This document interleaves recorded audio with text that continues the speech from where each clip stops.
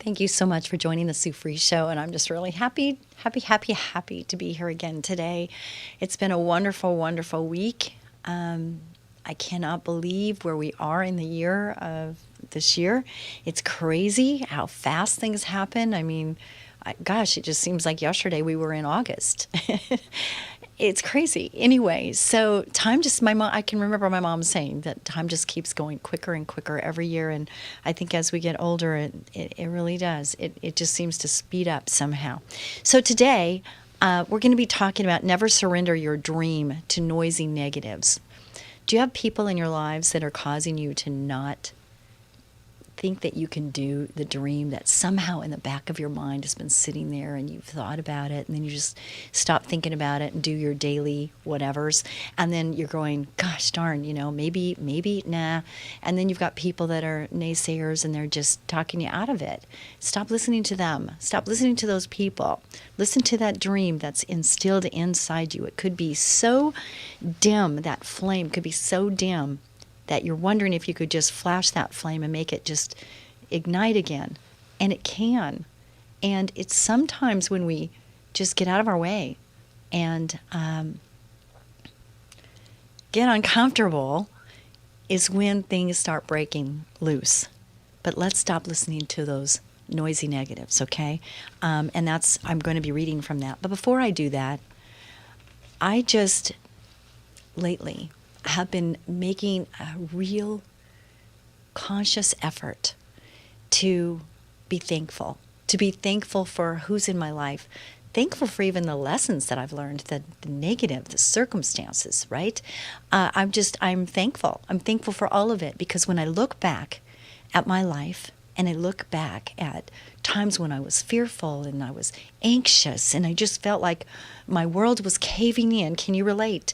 I realize now that life is a journey, that we don't have to fix everything right here, right now, that when there's an issue or a conflict between two people, that sometimes I felt that I was the peacemaker and I needed to fix it no matter what. And I felt really like a failure when things couldn't get fixed. I couldn't figure out.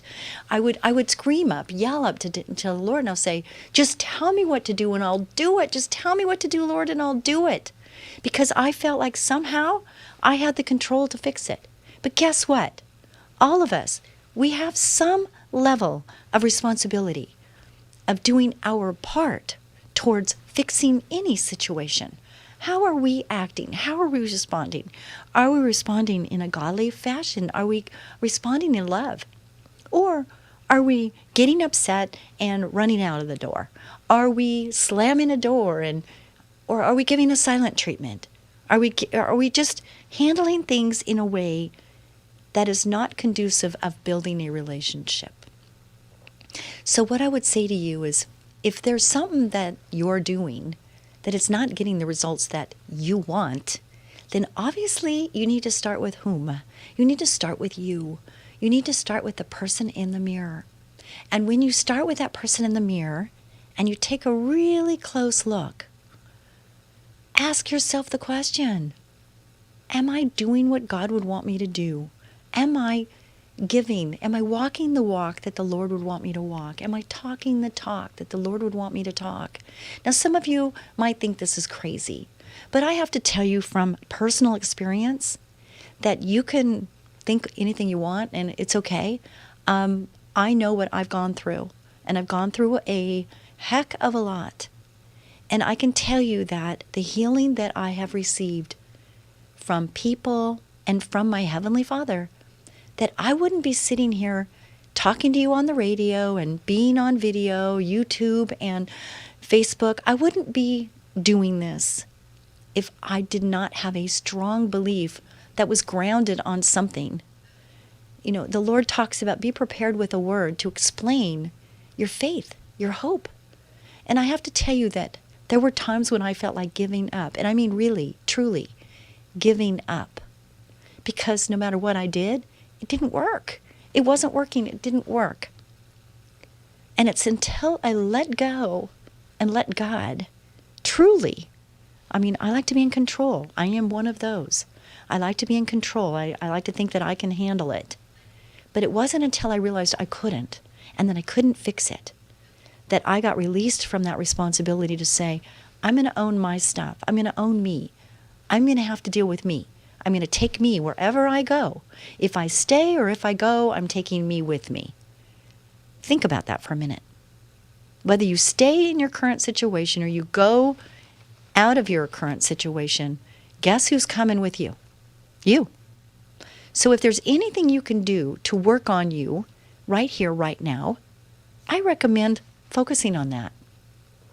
You cannot fix, newsflash, you cannot fix another person. You can only fix you. And sometimes that's even really a difficult thing to do.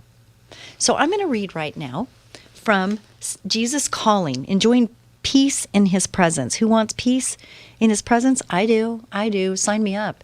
And this is from Sarah Young. So this book is written as if Jesus is talking directly to you. Yes, you. Whoever has turned on this dial, no matter if you're on country or you're on Christian or you're on secular, no matter where you are, you're supposed to be right here, right now. You're supposed to be right here, right now, listening to the Lord speak through Sue Fries. And I'm reading from this book. Now, this is Jesus talking to you. Are you ready? This is the day that I have made. As you rejoice in this day of life, it will yield up to you precious gifts and beneficial training. Walk with me along the high road of thanksgiving, and you will find all the delights I have made ready for you. To protect your thankfulness, you must remember that you reside in a fallen world, where blessings and sorrows intermingle freely. A constant focus on adversity defeats many Christians. I'm going to say that again.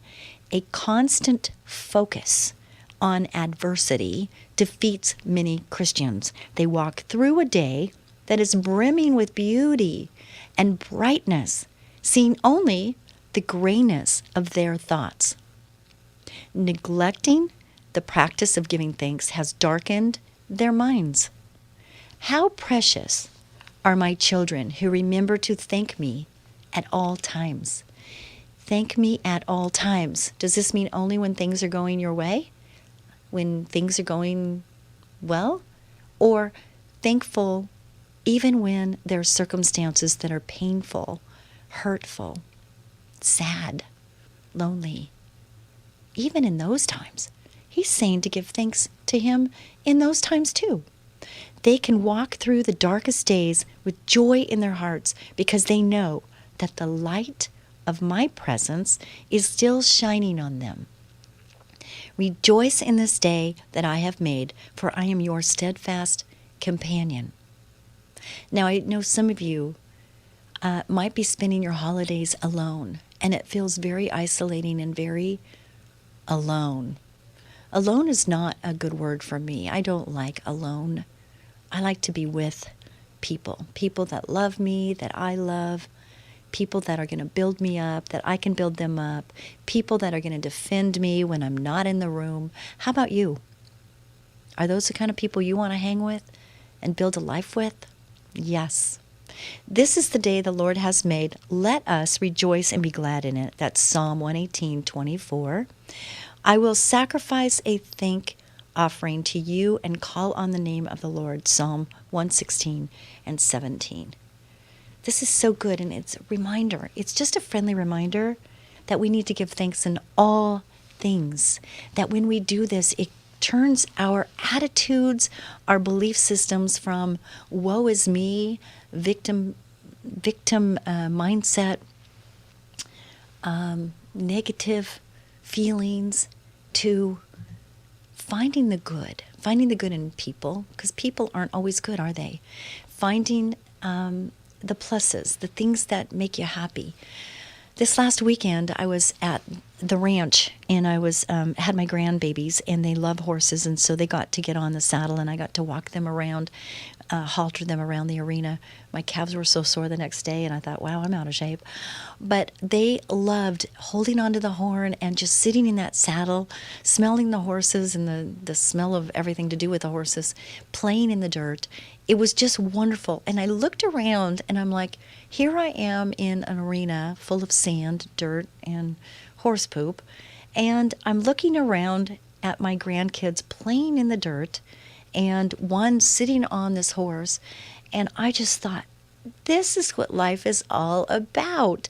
It's about these times, these special times where you're just playing in the dirt, sharing an experience.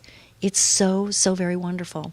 I'm hoping that during the holidays, you look for opportunities to have new experiences that aren't your norm. Okay, we eat turkey, we have gravy, we have mashed potatoes, but maybe cook with your kids. Cook with them, have everybody like helping with the kitchen chores, getting everything ready for the meal, instead of people sitting around doing nothing, waiting for someone to wait on them. Get everybody involved. Everybody has a place and a part in this picture of festivities for the holidays. And then if everybody pitches in, we all have time to share in other activities, whether it's, whatever it is. We had balloons. We blew up balloons, and I tell you, it was so much fun. Here's a very inexpensive game, but just hitting the balloon, the kids loved it. We just had the best time just hitting these balloons around. And I thought, how funny. We don't have to spend all this money to have a good time. It's the experience of just being together. And everybody has their own personalities, and we have to embrace those personalities. Even if sometimes it can be annoying, you still embrace them. Why? Because it's who these people are that you love and adore. And you take the good, you take the bad, and it's all together because they're taking the good and bad of you too. And isn't that amazing? It's so wonderful. So today, never surrender your dream to noisy negatives.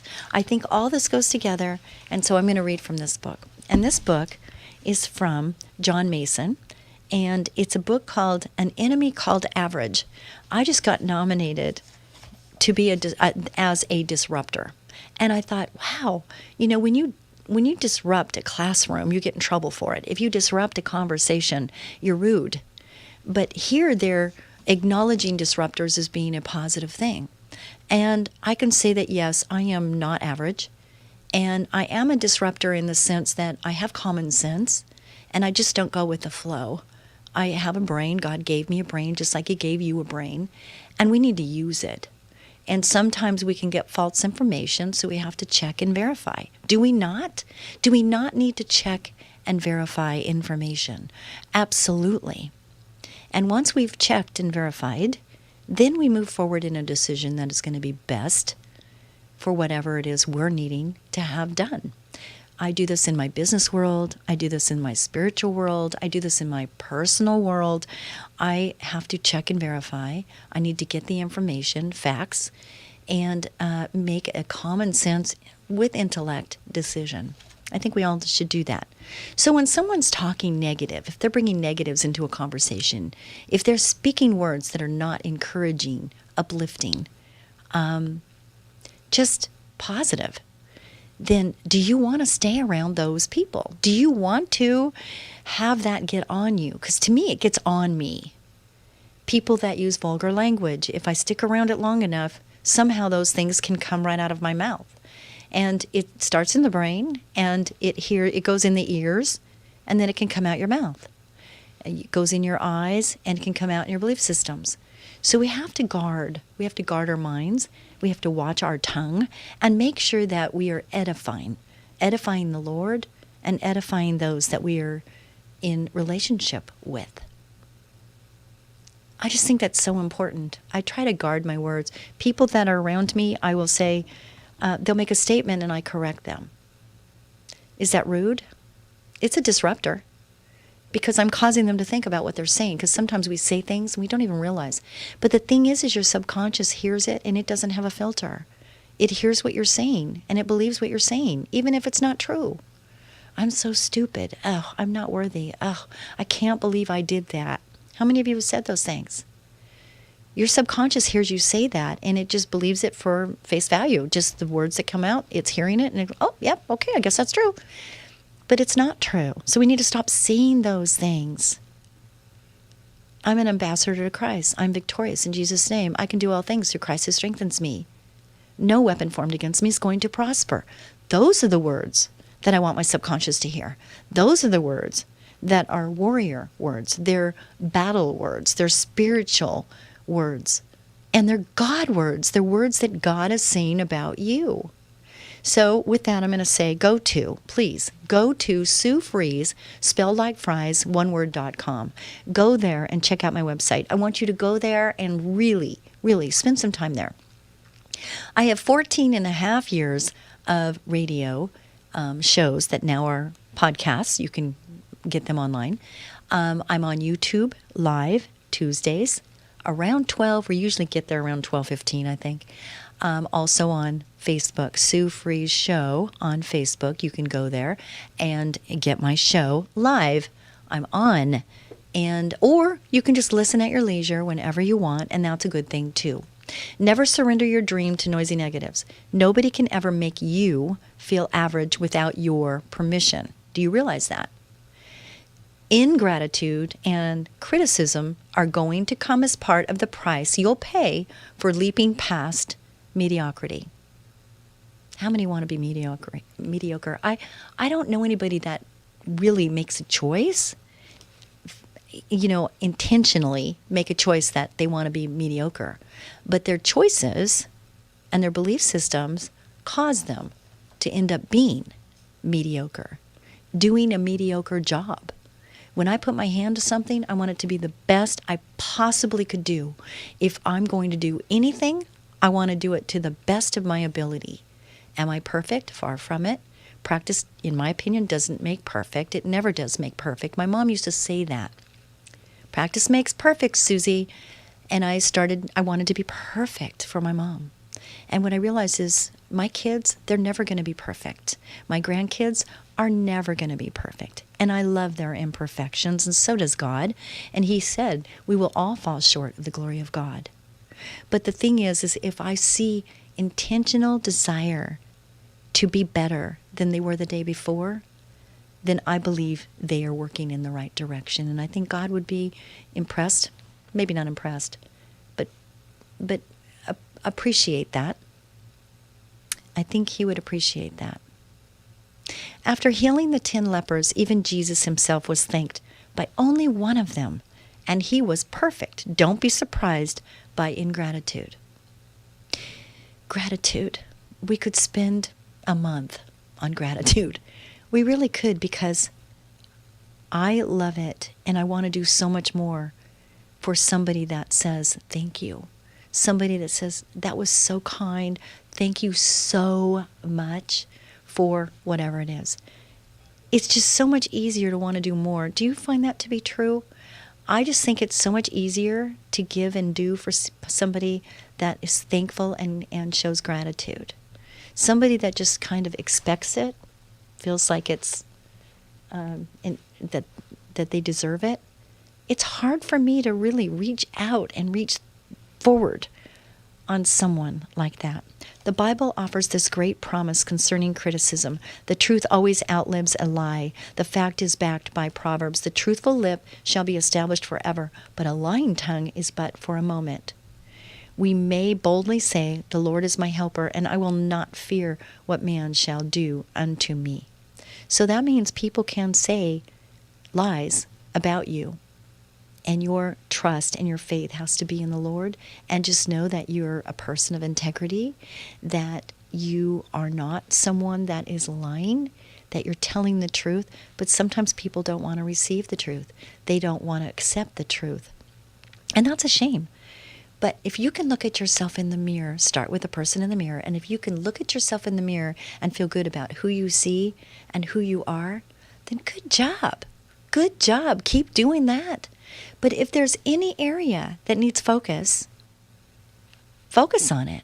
Just focus on it and say, I could do better in this arena. I could do better here. When that happened, the conflict happened, I could have handled that different. I could have said something different. I could have not said anything at all. Yeah, we have choices, don't we? God gives us choices. He even gives us choices on whether we're going to receive and believe in Him or not. Because He doesn't want robots. He wants us to think, feel, believe, and choose right from wrong. He wants us to choose right from wrong, just like He wanted Adam and Eve to choose right over wrong. Look what happened there. Never judge people by what their enemies say about them.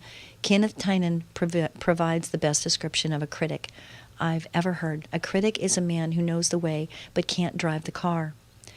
We are not called to respond to criticism. We are called to respond to God. Often criticism will present the best platform from which to proclaim the truth.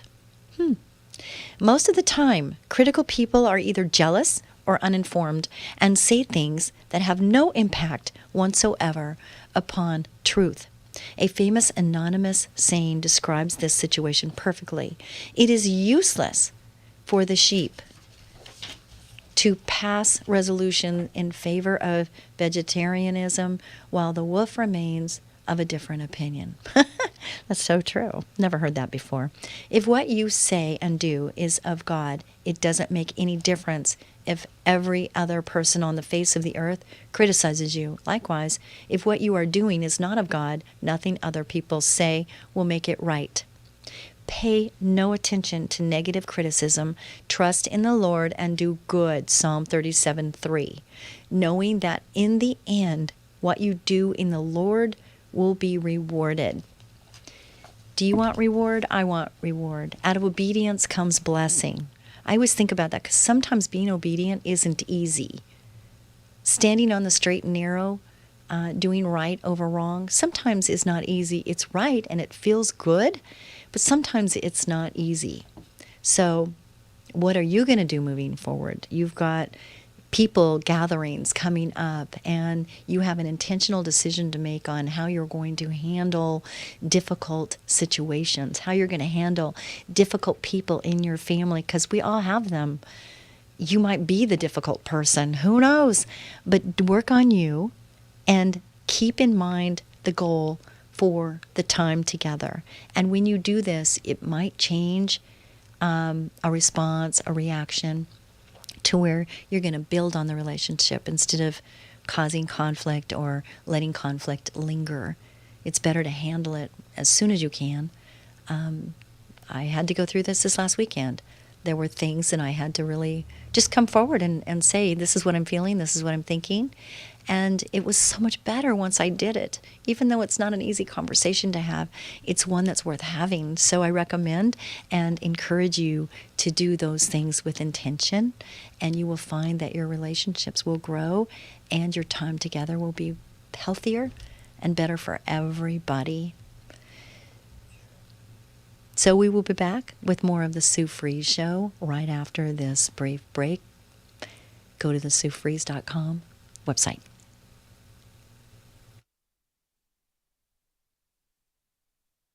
When I was 2 years old, I had a life-threatening asthma attack. And as a mom, I was worried. It was a big reason for pioneering our eco-friendly pest and termite treatments. With our dynamic selection of non-chemical and alternative treatments, we achieve effective results that fit the concerns for the health of your families, children, pets, and the environment. From San Diego to San Luis Obispo, when you have a pest problem, call today. Ecola. Powerful termite and pest control. As gentle as a butterfly. Thank you, Ecola Termite and Pest Control, for sponsoring this show. I'm so grateful and so thankful for Ecola. Ecola has been sponsoring this show for a very, very, very long time. If you'd like to sponsor this show, I'd love to talk to you. Go to Sue Fries, spelled like fries, oneword.com. Go there and we can talk about the possibilities of you advertising. And it doesn't matter, like if you're in San Diego or you're in Ventura or you're in LA, Orange County, Santa Maria, wherever you are, we can service, we can schedule the advertising to go just to the Sue Fries Show in that area that you cover, so you're not exceeding your area of expertise and serviceability. And so we would love to talk to you. So go to Sue Fries, spelled like fries, oneword.com, and we would love to talk to you. Now, we are hiring. And we are hiring the best, only the best, to work with Ecola, because Ecola is the best. We're a top 100 company in North America, and I feel just fortunate to be part of the team. I really do. And we have such great people that have been with us a very long time. Why is that? Because it's a good place to work, number one. Number two is the opportunities are endless. I mean, I won't hold you back. None of us will. We want you to exceed in abundance. We want you to get all you can get out of any situation. So we want to make sure that you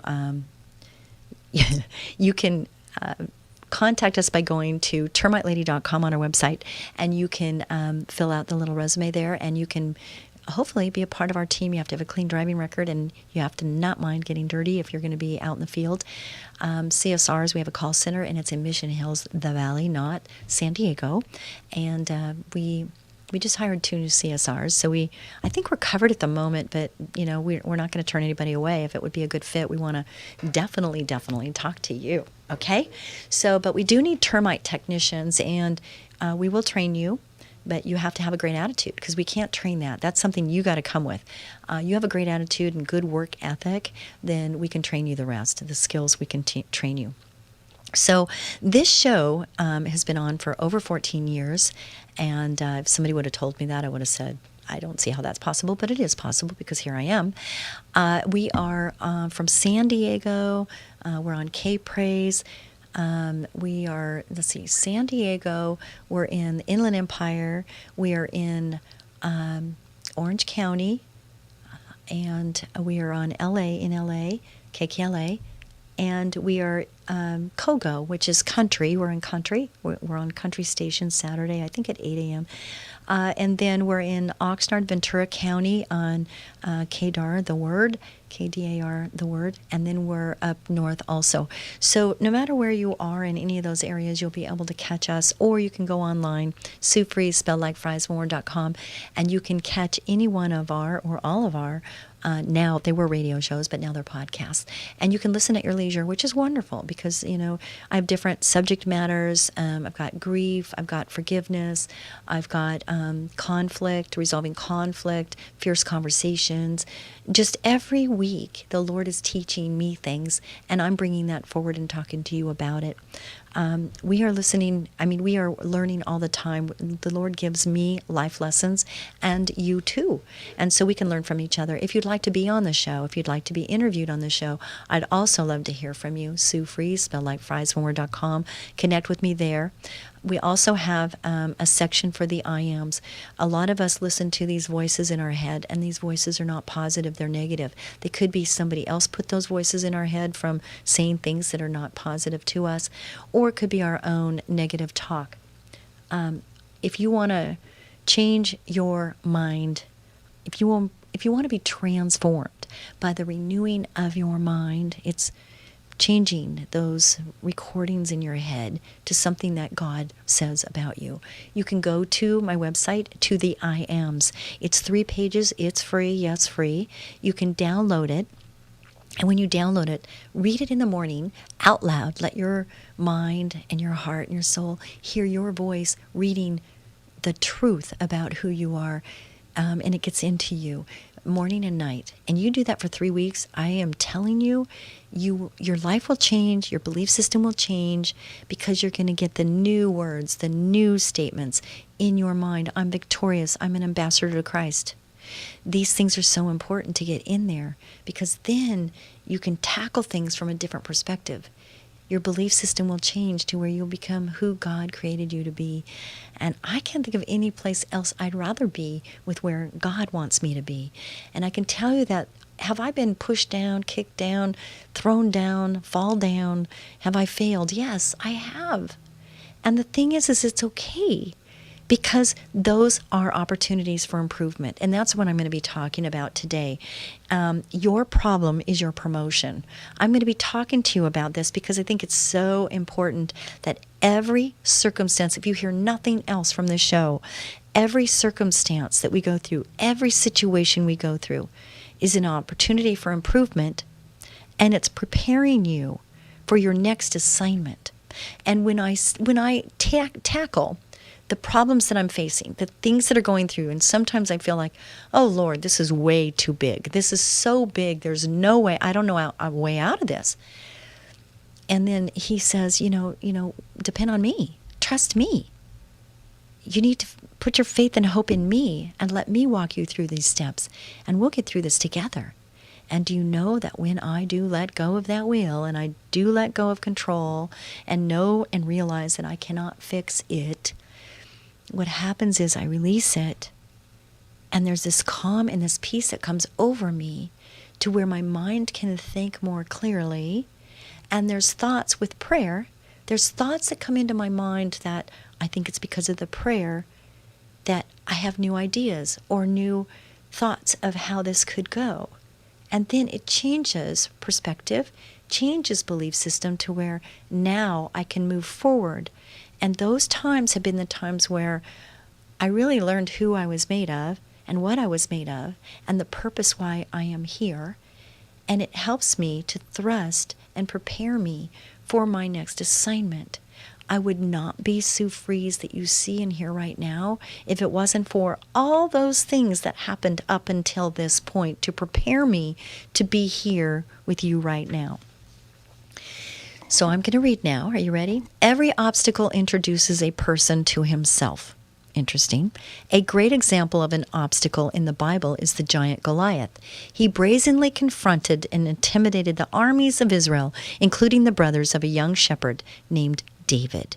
We know from history David's brothers chose not to do anything about the obstacle before them, but David did. Why?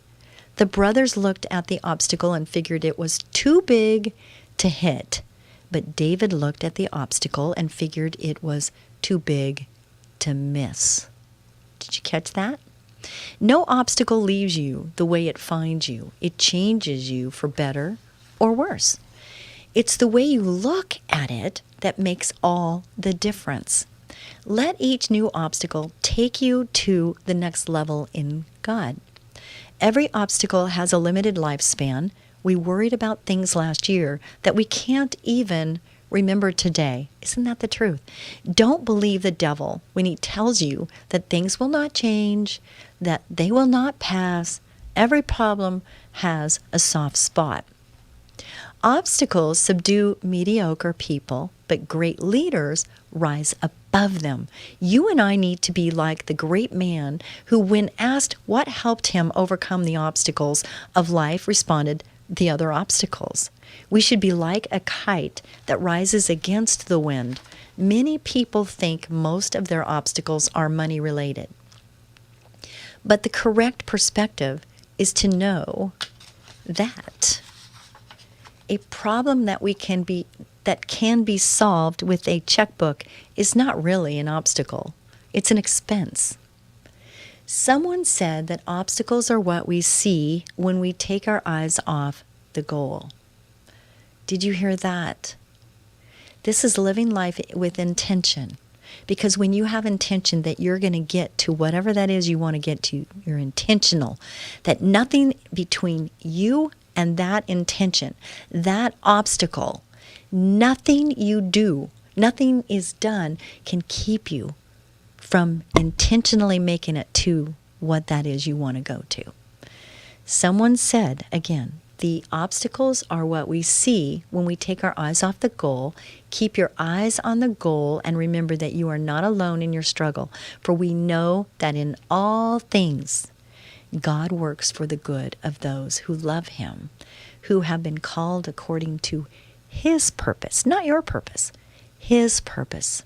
And that's that dream, that flame that was there, and maybe it's almost snuffed out. It's just got this little tiny flicker left. It's almost gone. Don't let that happen. Don't let it get snuffed out by feeling unworthy, feeling like you can't. Or you're listening to other people tell you things that are not true. In times of adversity, you don't have an obstacle. You have a choice. You have a choice. In the midst of unbelievable circumstances, believe. Believe in yourself. Believe in your relationship. Trust. Have faith. Have hope. And believe in yourself. Have confidence that this too shall pass. That grace is sufficient for you and for me, and that we can get through this. And we will get through it. I'm going to move right along for the next nugget. This is nugget 33 in my book called An Enemy Called Average. Let me just ask you a question. Do you want to be average? Are you average? If you are average, do you like being average? I want to be so far from average, so far from it. I do want to be a disruptor now that I understand what that means. I'm bold in my faith. I'm bold in what I know to be true.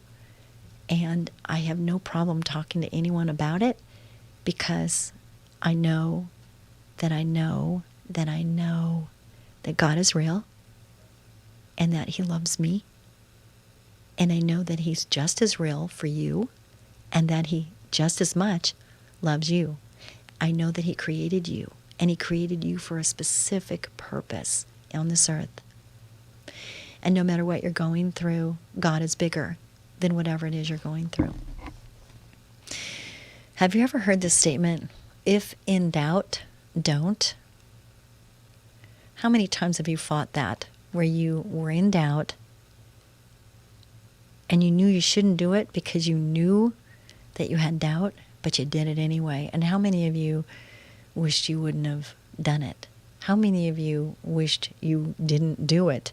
One day a hunter came across a bear in the woods. The bear said to the hunter, "I want a full stomach." The hunter responded, "I want a fur coat." "Let's compromise," suggested the bear, and then he ate the man. As a result, they both got what they wanted. The bear went away with a full stomach, and the man went away wrapped in fur. Interesting story. Never heard it before. I don't think I would repeat it again. I don't know. That hunter learned the lesson of compromise. When deciding the lesser of two evils, choose neither. Okay, good lesson.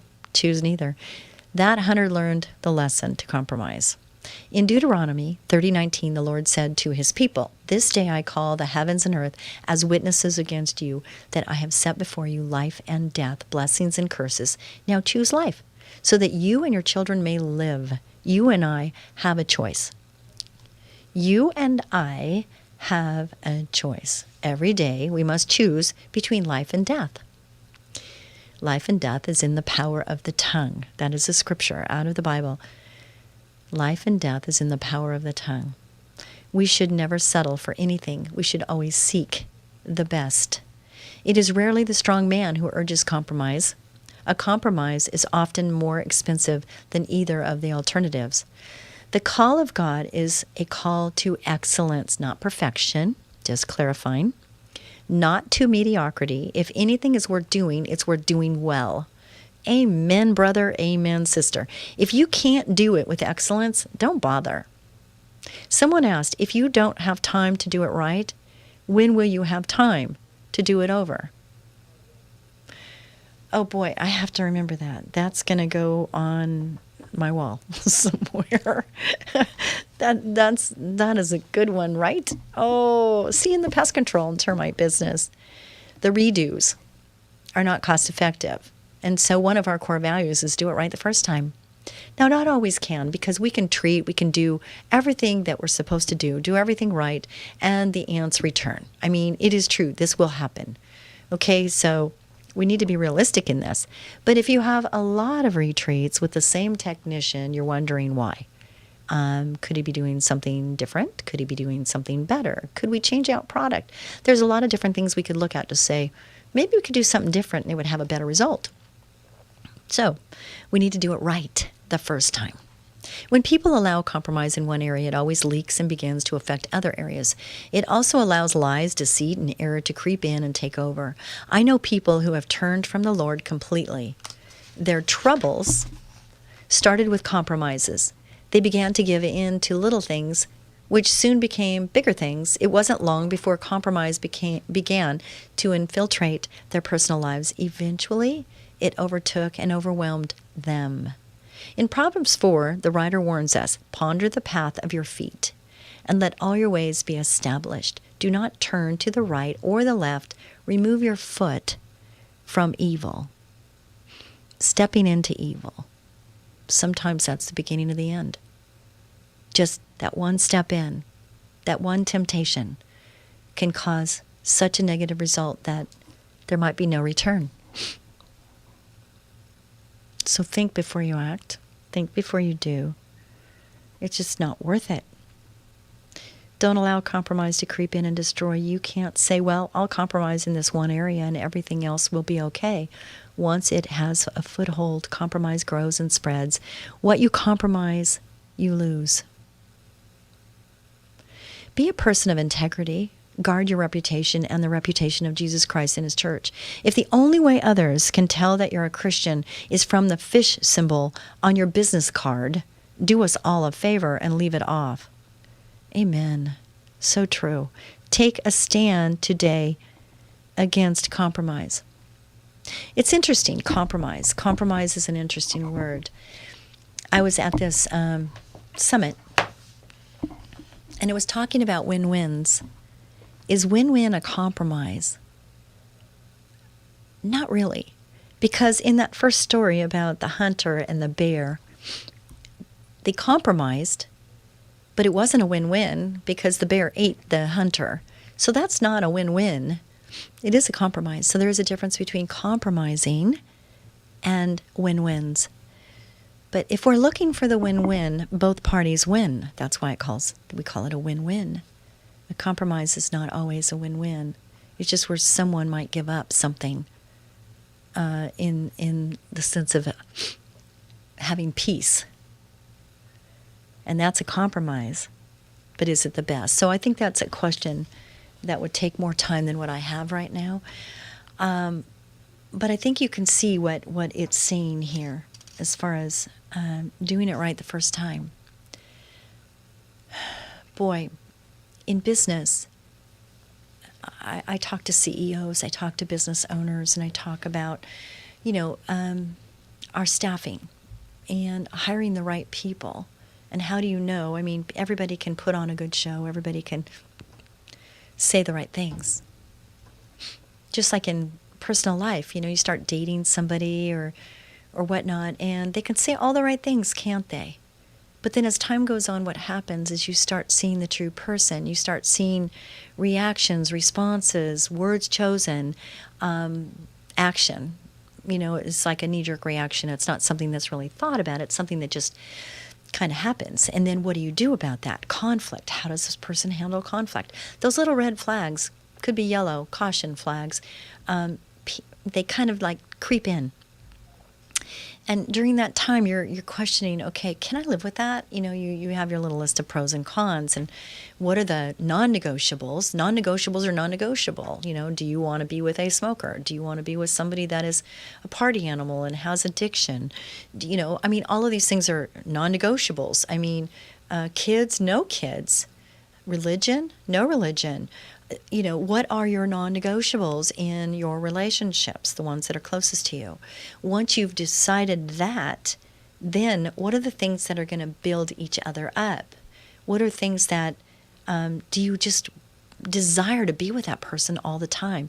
Is it somebody that brings out the best in your emotions, in your spirit? Is it somebody that, oh my good, you just want more of this person. You want more of this interaction. You want more conversation and more time together. Or is it somebody that you can only take in small portions, small divots? I have friends that I can only take a little time of them. I can't be with them full time. Too much energy spent, and it's not healthy. So we all have people like this that are around us, and we have a decision and a choice to make on who we're going to spend time with and what kind of person do you want to be. I want to be a person that brings light or bright into the room. I want to be a person where people feel better because I'm there. Not they feel better when I'm leaving the room, but they feel better because I'm in the room. What do you want for you? What kind of things do you want people to say at your funeral? I want people to say that, I did special things and that I was there when no one else was, or that I just was present with the person. I want people to say things like that a true friend, an honest, integrity person, very loving, very kind, very passionate. Those are things that I want said. And I'm hoping, that's what I'm gearing for, that's what I'm trying for, that's my desire of my heart. What is yours? Okay? If you question, what are they going to say about me, meaning you, at your funeral? What are they going to say about you? It's a really big thing for me that I want to have a positive impact on those. I want to have a significant impact on my family, my friends, my coworkers, people that are working with me. I want them to be better because I entered their lives. I want them to feel better about who they are.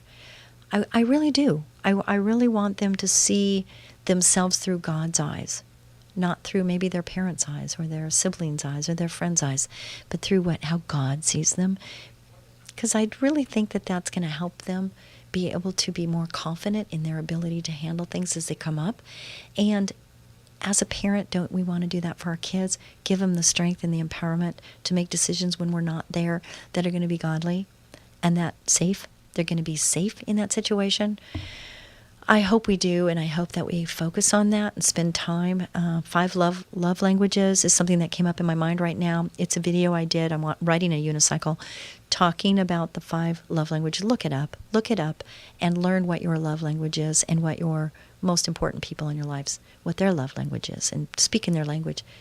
Okay, so be a blessing to someone each and every day over this holiday. Be intentional. Build relationships. That's your goal. Eat, fun, family, friends, have festivities, and build memories. So be a blessing to someone each and every day. And I look forward to hearing from you. Sue Fries, spelled like fries, one word.com.